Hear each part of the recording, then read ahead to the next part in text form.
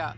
Vladimir Putin. But as the Russian leader celebrated his 63rd birthday on the ice rink, there are new signs of trouble for the Russian military campaign.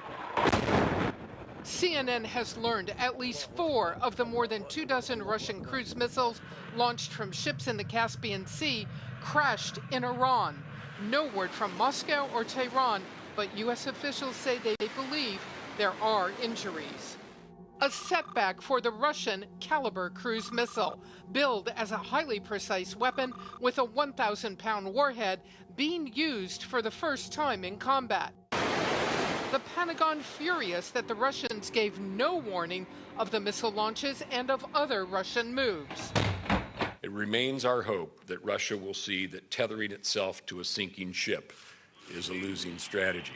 And an ominous prediction from the U.S. Defense Secretary. I also expect that in coming days, the Russians will begin to suffer casualties in Syria. U.S. aerial drones monitoring the border with Turkey now have been shadowed by Russian aircraft on at least 2 occasions, and the Russians have flown into Turkish airspace. Russia claims these videos show their attacks on ISIS.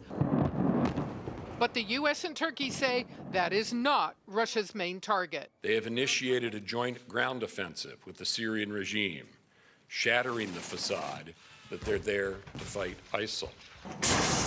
A U.S. official tells CNN, so far, rebel groups have been able to thwart at least limited parts of the Russian and Syrian advances.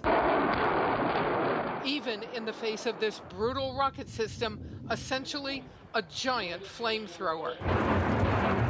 But a top congressional Democrat says the U.S. has to do more. That might mean a no-fly zone in the southern part of Syria and sending a message that if he sends up helicopters to barrel bomb people, we're going to take those down.